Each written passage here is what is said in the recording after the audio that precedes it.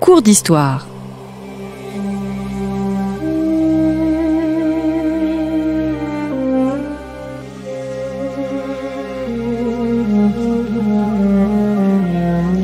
On retrouve Christophe Dickès.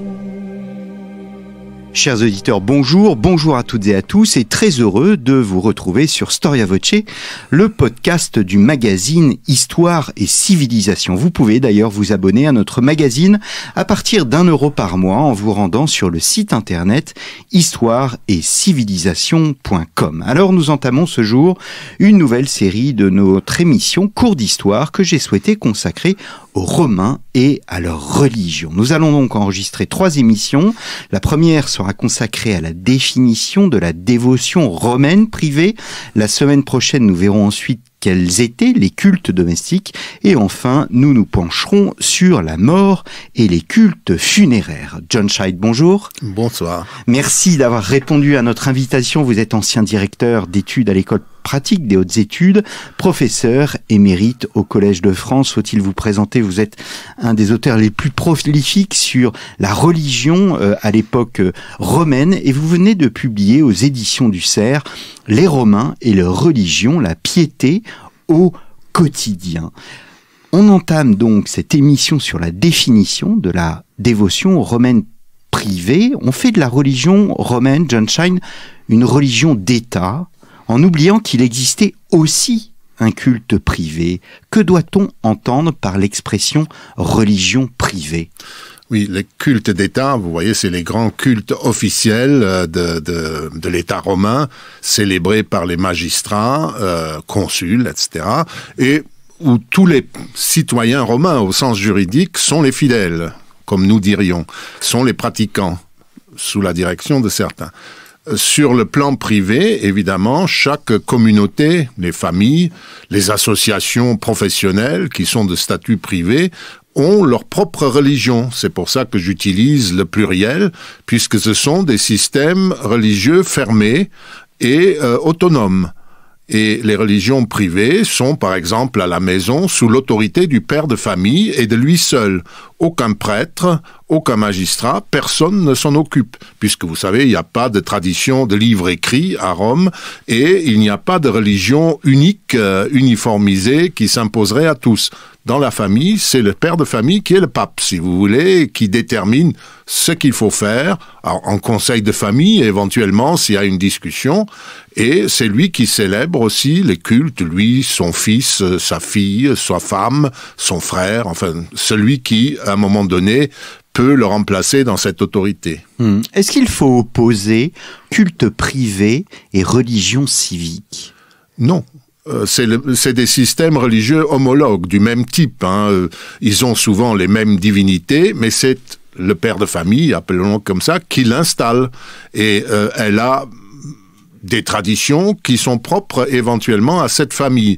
Mais dans l'ensemble, c'est des cultes du même type que la religion civile qui concerne le qui-vis, le citoyen, et qui, dans son être politique, si vous voulez. C'est plus solennel, évidemment, quand vous êtes au forum, qu'il y a beaucoup de moyens, qu'il y a 10 000 personnes, à la limite, qui se ressemblent, ou même plus quand il y a des courses de cheval, après une grande fête. Mais c'est des sacrifices du même type que ceux qu'on célèbre plus modestement dans la famille. Donc les Romains ne distinguent pas le culte privé du culte public? Dans son essence, non. Il dit c'est pas une religion étrangère, puisque c'est aussi la leur, parce que s'ils sont citoyens romains, ils ont 2 religions, celle de l'État et celle de leur famille. Mais c'est les mêmes types de religions. On fait des sacrifices aux mêmes dieux, mais c'est les dieux de l'État, c'est les dieux de la famille. Et dans la famille, on peut faire d'autres choix que l'État, à la limite. Et des familles étrangères peuvent parfaitement avoir des divinités de Grèce, de Syrie. C'est comme ça qu'il y a eu des changements peu à peu. Et ils sont libres tant qu'on ne fait pas de scandale public, tant qu'il ne faut pas appeler la police le soir ou je sais pas quoi, à ce moment-là, on fait ce qu'on veut sur le plan religieux. Alors, je précise un peu l'approche. Est-ce que, du coup, il faut distinguer ce qui relève de la sphère publique et du particulier? Est-ce que, au fond, ce qui se passe chez soi peut intéresser l'État? Oui, ça peut intéresser l'État dans deux situations. La première, je l'ai dite, si vous commencez à faire des choses qui vont contre la loi... ce qu'on reprochait aux chrétiens, finalement. Oui, ouais. De violer un interdit, par exemple. Si on a dit, vous ne faites pas ça, et vous le faites quand même, vous pouvez avoir des problèmes. Et puis, vous pouvez avoir il y a eu au IIe siècle avant notre ère, des rites bachiques de Bacchus, où on embobinait des jeunes fils de famille pour mettre la main sur leur fortune, etc. Et on parle d'assassinat, etc. Ça, c'est une des raisons. L'ordre public, disons, doit être maintenu. Préservé, oui. Préservé. Et d'autre part, la question, c'est si l'État peut intervenir. Pour le reste, il n'intervient pas, mais il est intéressé à certains rites, puisque les chefs de famille, qui représentent les familles privées de citoyens romains, célèbrent collectivement certaines fêtes d'État. Par exemple, il y a dans les quartiers de Rome les fameux carrefours qui sont dans une région, depuis l'époque d'Auguste, prenons ça, c'est plus simple, il y a comme ça 2 ou 3 lieux politiques du quartier, qui sont aussi les lieux religieux, évidemment, du quartier, où il y a les cultes du quartier, ce qui, c'est les chefs de famille, les habitants du quartier, les esclaves du quartier. Et puis, il y a certaines fêtes publiques, comme la fête des carrefours, vers le début janvier, qui est une fête d'État, mais qui est célébrée par tous les habitants des quartiers de Rome. Et à ce moment-là, l'État est intéressé à ce que les chefs de famille fassent cela, et leur fête est annoncée par le préteur urbain, qui est un des plus hauts magistrats, après les consuls, et qui est comme le maire de Rome, en quelque sorte. Alors, qui dit... culte privé dit culte individuel. Est-ce que notre époque individualiste ferait-elle un anachronisme à considérer précisément le culte individuel? Est-ce que le culte d'un seul individu existe? Est-ce que l'individu peut, de son propre chef, rendre un culte à une divinité isolée au fond du groupe? C'est rare, en général, parce qu'ils n'avaient pas la même notion de personne que nous. L'individu se voit toujours comme un membre d'un groupe. Et quand il fait quelque chose, c'est souvent en tant que membre du groupe et souvent pour le membre du groupe. Mais on peut parfaitement, à titre individuel, faire un vœu à une divinité pour une affaire qu'on fait tout seul. Et à ce moment-là, mais on utilise les mêmes rites pour soi seul. Mais en général, ils sont plutôt toujours en groupe ou dans le cadre de la famille. Et les individus, par exemple, il y a une divinité, le dieu Lar, qui est le dieu du terroir où vit une famille. Le matin, c'est quand même une des divinités importantes de la famille. Le matin, il a droit à son sacrifice. Et chez Plaute, dans les comédies, il y a une jeune fille, alors le lard dit, bah toi au moins, tu es digne d'être fréquenté parce que les autres, ils s'occupent pas de moi. Toi, tous les matins, est là parce que c'est la tâche des jeunes filles, en général, de faire cela. Mais il blague sur le fait... Et là, on a la jeune fille qui, au nom de tous, fait ce sacrifice. Mais il peut, comme j'ai dit, elle peut faire un rite votif pour trouver un bon mari. Elle peut même faire un rite magique pour ensorceler un jeune homme avec un technicien. Là, c'est elle qui est cause. Mais c'est pas notre individualité, vous comprenez? C'est quand même autre chose. Donc, on parlera plutôt des individus plutôt que de l'individu. Oui, je dirais. Donc pas d'individu sans groupe, sans famille, l'individu n'est pas détaché du groupe. Est-ce que il y a une conscience de soi? Vous dites que la conscience de soi n'était pas introvertie mais extravertie. Qu'est-ce que vous entendez par là? C'est-à-dire l'individu tel qu'il se concevait se voyait comme un membre du groupe. D'ailleurs, persona, c'est un masque qui ne révèle rien de la personnalité. Il voit juste qu'on est d'un type donné. Il y a dans la comédie le vieillard, la jeune fille, etc. Et ils ont tous des masques qu'on reconnaît.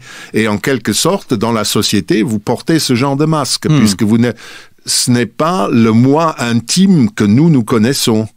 On dit en général qu'Augustin est le premier qui aurait connu quelque chose qui commence à s'approcher de la notion moderne, mais encore 1500 ans, du jeu. Du jeu. Le jeu, dans l'Antiquité, c'est toujours moi, fils d'un tel, membre de telle famille, etc. On se voit globalement et pas individuellement. Alors nous, Français, on se gausse dans Astérix et Obélix de César qui parle de lui à la troisième personne, mais finalement c'est ça, c'est-à-dire que le cogito ergo sum ne s'applique pas à l'époque romaine, on parlera plutôt de soi à la troisième personne ? La troisième personne, les Romains ne parlaient pas. La troisième, c'est Astérix, il se moque de la guerre des Gaules, où théoriquement c'est je qui raconte, et il raconte comme il, parce qu'il se distancie en fait. Mais les Romains, ils disent je, mais ego, c'est autre chose que pour nous. On sait tout de suite qu'on dit qui c'est celui-là, etc. On voit son arrière-plan. Et on le verra si on parle de culte funéraire, là l'individualité s'efface, mais alors totalement. Hein. On verra ça dans notre troisième émission. Oui. Vous reprenez à votre compte la distinction que Claude Lévi-Strauss faisait entre religion chaude et religion froide. Oui, c'est plutôt une religion froide. C'est-à-dire ? De rite. C'est-à-dire, c'est pas une religion de foi parce que rien n'est prescrit. J'ai dit, il n'y a pas de livre, il n'y a pas de décalogue, il n'y a pas de choses de ce genre. Il y a les lois publiques, on assassine personne, on ne vole pas, etc. Mais c'est pas des lois religieuses. Et d'autre part, on ne prescrit à personne de croire aux dieux. Les dieux sont là. D'ailleurs, quand nous lisons les textes, personne ne nie l'existence des dieux. C'est un fait de connaissance. C'est comme ça, c'est une tradition. Il y a certains esprits mal tournés, comme les épicuriens, qui disent, oui, les dieux existent, mais ils s'occupent pas de nous. De même que dans la tradition gréco-romaine, on dit, vous savez, le mystère des dieux, des immortels, c'est pas pour notre cerveau. On a un cerveau trop faible pour raisonner sur cela. Occupons-nous de ce qui est de notre capacité, c'est-à-dire les obligations, les rites. C'est ça notre affaire. C'est extrêmement proche du judaïsme traditionnel. Et un rabbin m'a dit un jour que le judaïsme traditionnel est toujours une religion de l'Antiquité, comme la grecque et la romaine. Malgré la Torah, malgré tout ça, c'est toujours la même chose. La révolution, c'est le christianisme. Mais ça, pour eux, tout ce qu'on sait, c'est qu'il y a ces divinités et qui sont des partenaires de la communauté terrestre. La rencontre des dieux se fait sous terre, parce que c'est sur terre. C'est les Romains, les Grecs, qui les ont invités à les rejoindre. Parce que quand Romulus fonde Rome, les dieux ne sont pas très présents. Il a fondé un temple, mais c'était plutôt un voyou qu'autre chose. Numa, les Romains représentent la souveraineté sous un double aspect violent, l'action, et calme, la loi. Et c'est Numa, qui est d'ailleurs un vieillard, pas un jeune voyou, qui fonde tout de suite la loi sur terre, il installe la justice, et puis il y a Jupiter au ciel qui fait son vacarme invraisemblable de tonnerre et d'orage. Il l'invite à un dialogue et pétri de frayeur, il discute avec lui et Jupiter le tente notamment il dit « Est-ce que tu crois en moi ?» Pas du tout. Il fait une tentation de type sacrificiel, puisque le sacrifice est le cœur des rites païens, disons. Il dit, voilà, je veux que tu me sacrifies un être vivant. Et Numa lui sacrifie un poisson. Il dit non, de l'humain. Il lui sacrifie des cheveux. Et ainsi de suite, sur 2 ou 3 questions, à chaque fois il élude la demande du Tout-Puissant d'avoir un sac. C'est Abraham, hein. Les religions sont proches l'une de l'autre d'une certaine manière. L'interdit radical, c'est-à-dire faire un sacrifice humain, et même son fils dans un cas. Et Numa, dans chaque cas, il résiste. Et alors Jupiter lui dit, mais toi, petit homme, tu me plais. Demain, viens sur le forum et je vous enverrai un bouclier en signe d'alliance. Il entre dans la cité, à la demande du roi, parce que le roi, il a vérifié sur le plan rituel, il reste ferme, il respecte les principes qui sont ceux de Jupiter et ceux des humains finalement. Est-ce que l'on peut avoir une prédilection sentimentale et personnelle pour une divinité ? Oui, il y a la prédilection qui peut être familiale, des traditions. Notre famille, elle vient de telle cité, le grand dieu dans telle cité, c'est un tel. Donc on l'a gardé, même si ça fait 2 siècles qu'on n'est plus retourné chez nous. D'autre part, à cause de métier, on peut avoir certaines divinités. Et puis, certaines personnes peuvent aussi, en raison de leur métier ou de leurs problèmes, avoir une divinité qui les aide quotidiennement. Le meilleur exemple, c'est Esculape, Asclépios en grec. Esculape, oui, mais c'est pas une divinité qui est dans la vie civile. Il a son temple en ville, sur l'île du Tibre, où on met les gens malades. D'ailleurs, certains accusaient les Romains d'y mettre, accusaient les gens riches d'y mettre leurs esclaves malades qu'ils laissaient mourir là-bas. Ils voulaient pas voir ça à la maison. Parce que c'est le dieu de la médecine. Et c'est le dieu guérisseur, disons. Et on va là-bas, il y a une source d'Asclépios, d'Esculape, on boit, et c'est censé faire dormir, et on a un rêve échevelé en général, et le lendemain, il y a des interprètes dans le temple qui disent aux patients, ben voilà, si tu fais ceci, cela. Alors on demande par exemple que quelqu'un qui avait des problèmes de l'appareil digestif, mettre la main sur les cendres de l'autel et les applique comme ça, ou mange on offrait souvent des pignons, prennent des fruits de pignons et les mange, etc. En Asie mineure, dans un temple d'Asclépios, il y a un pauvre gars qui a mangé pendant 1 mois du poivre. Alors, il a certainement guéri de l'estomac, mais enfin, d'un autre organe, mais pas de l'estomac. Bref, c'est un peu des cures de ce genre. Et ils confessent, qu'ils disent, voilà, le Dieu m'a fait ça. Est-ce que c'est un monde, au fond, sur le plan religieux, relativiste ? Parce que vous soulignez qu'il y avait une distinction entre la religion, la pratique religieuse, et les spéculations qui concernaient les divinités, les croyances, en fait. La vérité était plurielle, il n'y avait pas de révélation, au fond. Non, on pouvait... c'est-à-dire, il n'y avait pas d'opinion prescrite. Et la seule prescription, je le répète, c'était les rites. Ça, ils étaient tous inébranlables sur ça. C'est des religions ritualistes, froides, comme disait Lévi-Strauss, mais qui peuvent susciter de la chaleur si le rite est mal fait, s'il n'est pas fait, etc. C'est là que... Et puis, les rites ne sont pas muets, gestuellement et par la parole des prières, il donne une théologie. Si on sait lire, même encore aujourd'hui, un certain nombre de documents permettent de voir que c'est en fait une sorte de credo gestuel que des êtres familiaux ou des magistrats font au moment des sacrifices. Et votre question porte sur le deuxième aspect. Qu'est-ce que les Romains pensaient de tout cela ? Eh bien, on a des textes des intellectuels, Cicéron par exemple, qui est un des mieux conservés. Il discutait des rites, la divination. Qu'est-ce que c'est la divination ? Et alors, c'est en général les 3 représentants, les platoniciens, les stoïciens et les épicuriens, par exemple. Et les uns sont sceptiques, les stoïciens, les épicuriens, ils disent de toute façon les dieux ne s'occupent pas de nous, mais tout ça c'est des opinions qui n'ont aucune incidence sur le culte même.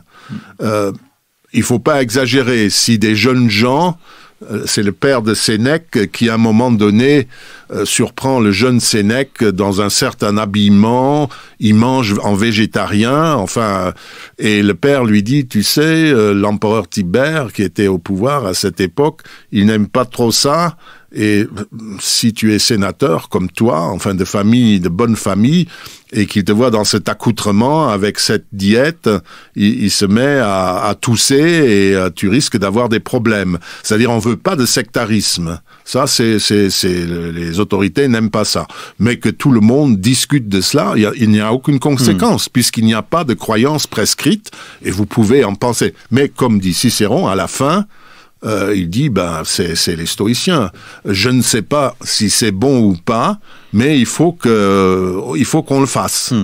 Alors vous évoquez, on arrive peu à peu au terme de cette émission, peut-être une dernière question. Vous évoquiez le fait que le christianisme constitue une révolution. On sait que dans le christianisme, il y a une idée de progrès, c'est-à-dire qu'on prépare son salut éternel d'une vie après la mort. Est-ce que cette piété romaine est une piété exclusivement terrestre ou elle doit aussi préparer à un salut éternel? Pour la plupart des gens, ce n'est pas du tout la préparation du salut éternel. C'est la vie réussie sur terre, et c'est pour ça que les dieux sont invoqués. Maintenant, il y a des grands hommes qui rêvent, depuis qu'ils sont entrés en rapport avec les rois macédoniens, qui rêvent d'une forme d'immortalité, qui ne serait pas il y a une immortalité romaine, mais on en parlera, c'est pas drôle, hein. Et eux, ils voudraient être sur la Voie lactée. Il y a un fameux songe de Scipion où le destructeur de Carthage a un songe où son ancêtre, son grand-père l'Africain, lui apparaît et lui raconte qu'il est maintenant dans l'immortalité, etc. Il parle de ça, qu'il est sur la Voie lactée. Il n'est pas avec les dieux tout à fait, mais enfin, c'est pas mal. Et les intellectuels romains de haute société fantasment tous sur ce songe de Scipion, qui a été commenté jusqu'au 5e siècle, que les chrétiens aimaient évidemment beaucoup. Il dit, vous voyez, mais ça ne concerne que certains. Et vous verrez, si vous regardez de près, finalement, il n'y a que les empereurs, et encore, en 3 siècles, 20 empereurs qui ont été divinisés, et qui sont à un niveau nettement inférieur aux dieux, et sont vraiment d'une catégorie, oui, c'est une sorte d'immortalité, mais d'un ancien humain,